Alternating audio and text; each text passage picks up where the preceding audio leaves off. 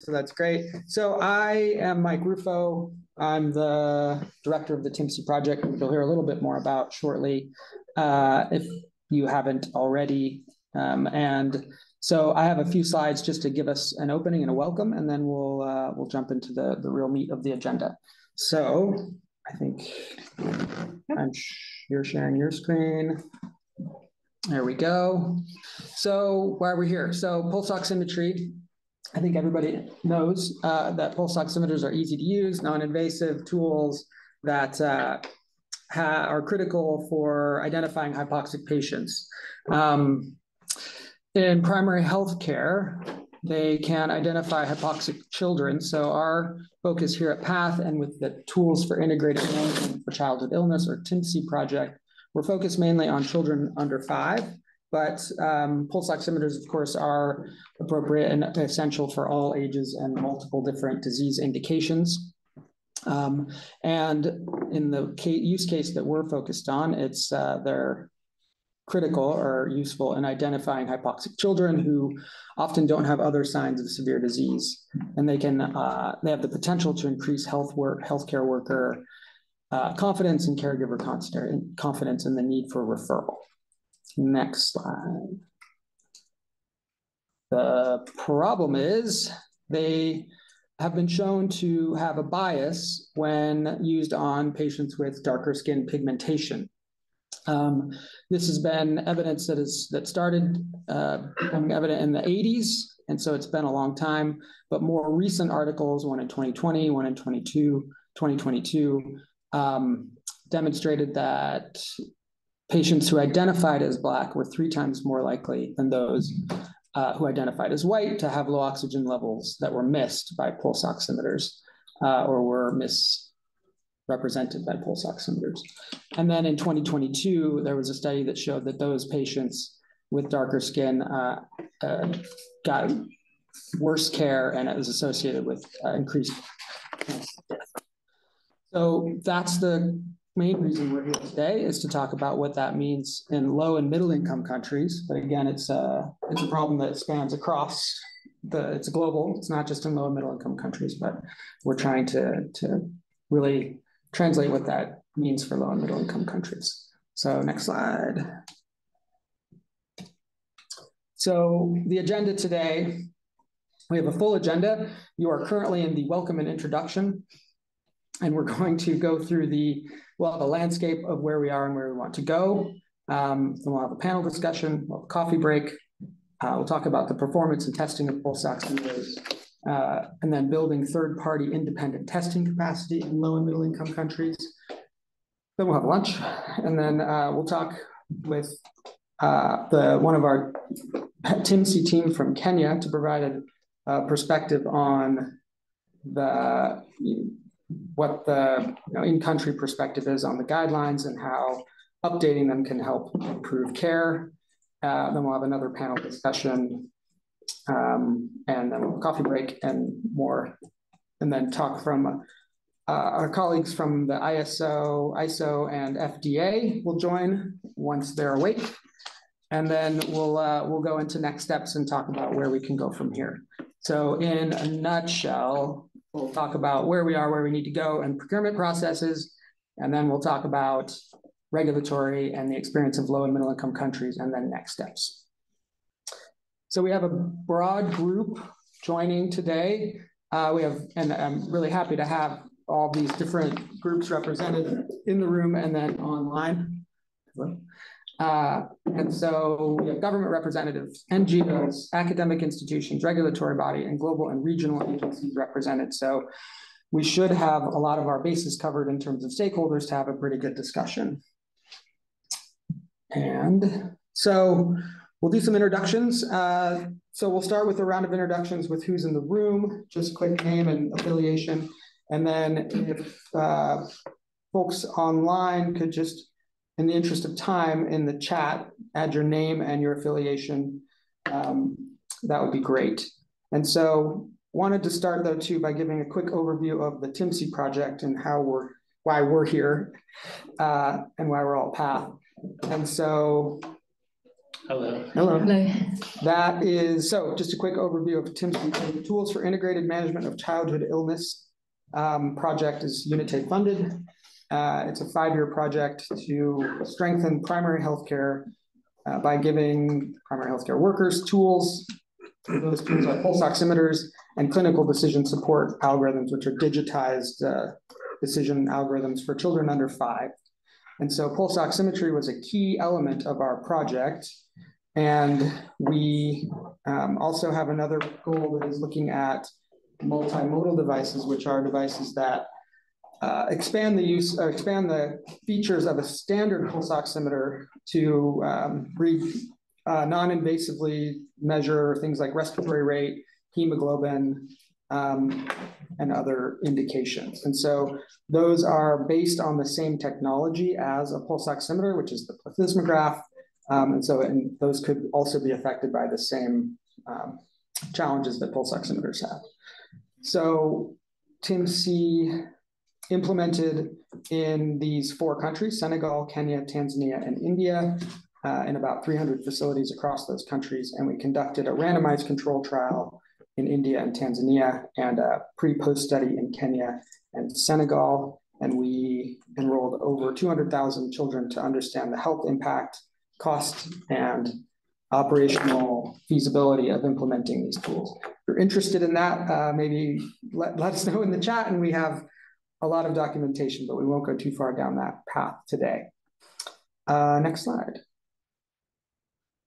So as part of TIMSI, when we realized that the pulse oximeters had these challenges with dark skin pigmentation, we and UNICEF worked to add an activity or a series of activities to investigate this. And we partnered with University of California, San Francisco, who are leaders in the space, to help us understand what the challenges could be. And again, this is a global problem. So our colleagues at FDA, ISO, there are many people working on this, but we wanted to make sure that low and middle income countries weren't left behind as high income countries started to manage this challenge.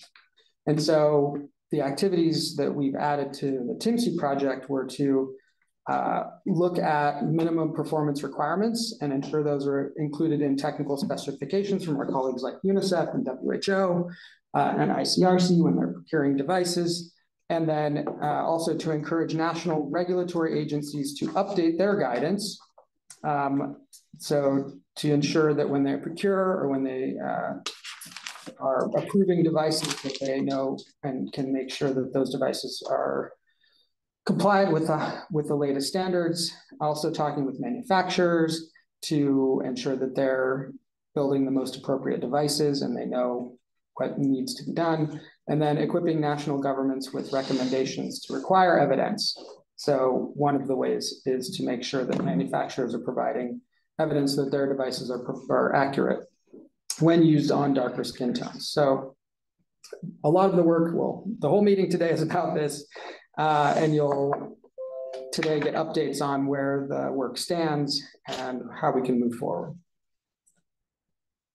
And I think we'll go through the objectives and the outcomes, and then we'll do the introductions. So the objectives today, so improved collaboration. So bringing these groups together to make sure that everybody knows who's working on this. Hopefully we can exchange cards, emails, and just make sure that everybody's communicating. Sharing milestones and next steps. So where are we going? What are the next steps? Identify gaps and opportunities. So what needs to be done? What's not currently being worked on, if there's anything outstanding, and then building support for increased device regulatory testing capacity, ideally in low and middle income countries.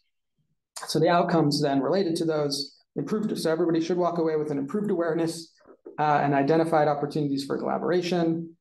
We can agree on the best way to keep information flowing between the partners. Everybody will be aware of the useful tools and information of repositories that are available from WHO and Open Oximetry. Hopefully we can identify some actions to improve access in low and middle income countries, and we'll identify some next steps. So housekeeping. This is a hybrid meeting. There's a few people in the room.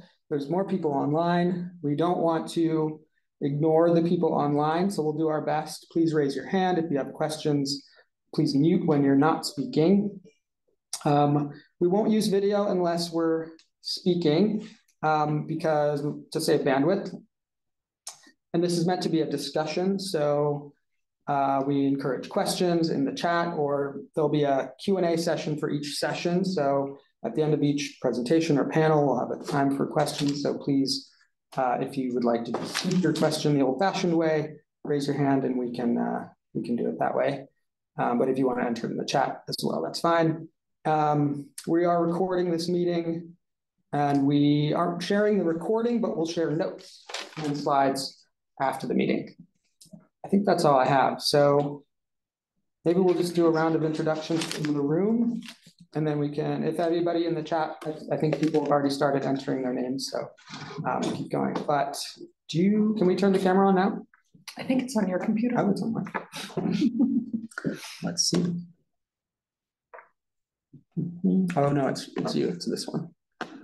We maybe don't have the camera, but I can turn my camera on briefly.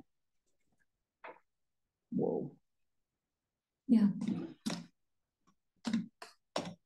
There we go. Oh, look at that. Okay, so this is the room. So Yasser, welcome. Thank Not you. to put you on the spot, but do you mind starting us off? Yep, yeah, sure. My name is Yasser bin Nisar. I work for WHO Geneva, and background is pediatrician epidemiologist, working in the area of research and guidelines development. And the main focus is newborn infection, management of newborn infections, pneumonia, and diarrhea. Thank you. My name is John Alele from the Uganda National Drug Authority. Do regulation of drugs and medical devices. Thank you. My name is Freddy Kitutu, Senior Lecturer from Makerere University in Uganda, a part of the Lancet Global Health Commission on Medical Oxygen Security, and together with Mike, who is one of our commissioners. Hi, everybody. Mike Lipnick. I'm an associate professor at the University of California, San Francisco, part of our Center for Health Equity in Surgery and Anesthesia, and part of the Open Oximetry team. Hi, and I'm Matthew Black. I'm a program manager at Unitaid. I've been managing from the Unitaid side the TIMC grant. I'm Tana Gunther. I'm also at Unitaid. I'm an M&E manager, and I've been supporting the TIMC project. Hello, I'm Pierre Gauthier, a purchaser from ICRC, dealing with physical rehabilitation, forensics, laboratory, and biomedical, replacing Morgan Pladis, currently on maternity leave. So she would have been very pleased to be part of the session, but she's not there. So voila, and then I will be accompanied by Felicity, our doctor from HQ, and Wissal Alaba. She is currently not in the meeting, but she's based in Amman and in charge of all the biomedical equipment for the International Committee of the Red Cross. Thank you. Hi, everyone. I'm Bev Bradley. I'm a technical specialist with UNICEF, our supply division in Copenhagen. I help lead the technical team that's responsible for our qualification of our products in the oxygen therapy portfolio. I'm Mike Ruffo. I lead the TIMC project. And you're with PATH. I'm with PATH. I'm Mary Manuel Pevla. I'm a senior program officer at PATH. Hi, I'm Andrew Kirilu. I'm the advocacy and communications consultant on this project. Thank you. Great. Okay. So I think the next, how many people do we have? Do we have time to go? 10 o'clock. We have 15 minutes. Do you want to go? Let's have people announce that are online, actually, if that's okay. It's not a huge group. Do we want to start with Bob, if you're available? It means I have to come off mute. Yes. I'm sorry. I had put much of my background in the chat window, so I think that really covers it for me. I have been heavily involved, however, in outside of clinical care with ISO regulations and standards development with multiple oximeter devices. Pulse oximetry has been one of them. And some of that testing has gone back to when I was first introduced to the product in the 1980s. And the director of the neonatal intensive care unit that I worked in would always wear a baseball hat on the front of which it said, "I hate pulse oximetry." So I have come from that perspective early on. And it was because of the degree of inaccuracy at higher saturations where high PaO2s were known to create blinding of premature infants. So I've been at it for a while and I have seen much in the way of improvements. I've probably already talked too much, so best that somebody else jump in. Thanks, Bob. It's good to have you. I know it's late there, so thank you for joining. I'm just going through the way that they're organized on the screen. So Adina.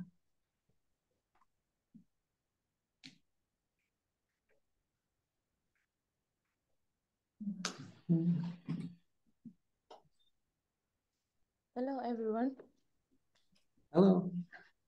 Yeah, I'm Edina Zebedayo, a Medical Devices Officer from Tanzania Medicine Medical Devices Authority. And I'll be attending, and I'm glad that I've gotten a chance to get to listen to this meeting. Thank you, Adina. Good to hear from you. Brenda.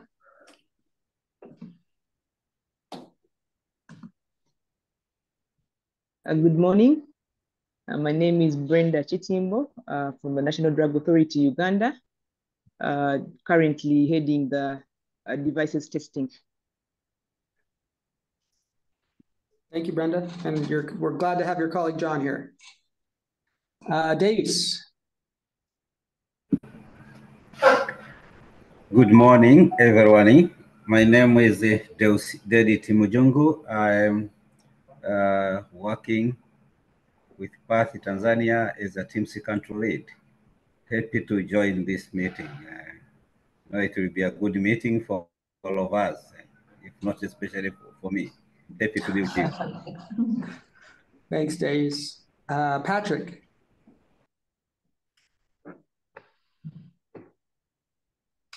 He's on mute. Yeah. You're muted, Patrick, if you're talking.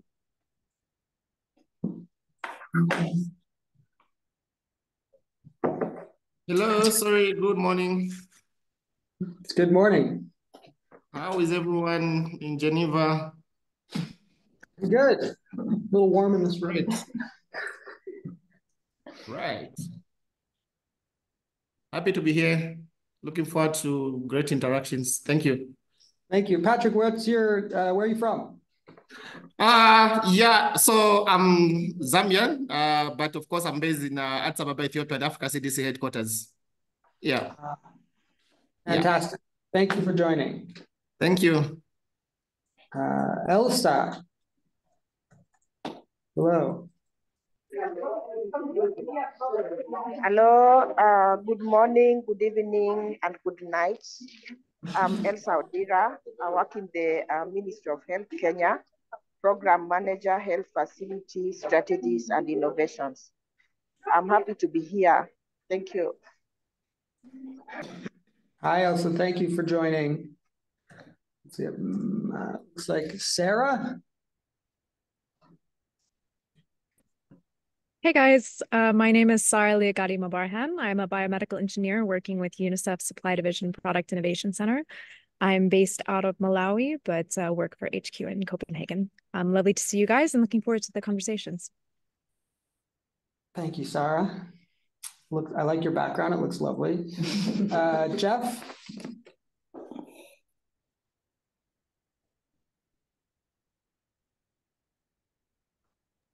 Hi, can you hear me? Yes. Okay, yeah, I've got a bad signal here, so I'm not sure how much you can hear me. But I've specialised in pulse oximetry since about 1990. We developed equipment, spectrometers for checking the accuracy of sensors in particular. And we noticed since about 2000, the accuracy of some sensors has deteriorated, and to some extent. We've seen pulse oximetry get worse in recent years, perhaps with the cheaper sensors coming in. And that's a great concern to us. So, we'd be happy to offer our knowledge and experience to you in those matters. Yeah, thank you, Jeff. We welcome your input. Thank you. Meg. Hello, good morning. My name is Meg Thod. I'm a PhD student at the University of Toronto in Canada. I have special interest in applied optics, medical device design, and looking to do our own pulse oximetry validation study here in Canada. So pleasure to meet you all, and looking forward to learning. Yeah, welcome. What time is it there? So it's actually like 3 o'clock in the morning in Canada, but yes. Okay, you win the award for most dedicated. And thanks, Meg. Is that Gary? Can't see. Yes. Yes. Hi, everyone. I'm Gauri Singh. I lead technology, training, and innovation for Lightbox. As many of you know, Lightbox works on pulse oximetry in the space of surgery and anesthesia. Looking forward to the discussion today. Thank you. Thanks for joining. Freddie, you're here. Dr. Edwin. Hello, everyone. Edwin Lugazia from Tanzania, cardiothoracic anesthesiologist. Currently work with PATH on oxygen consumption study, where we're looking at the prevalence of oxemia and the oxygen consumption in the lower and middle income countries. So it's a study done in Malawi, Tanzania, and Vietnam. Looking forward to learn from you guys. Great. Thank you, Dr. Edwin. And Ronald.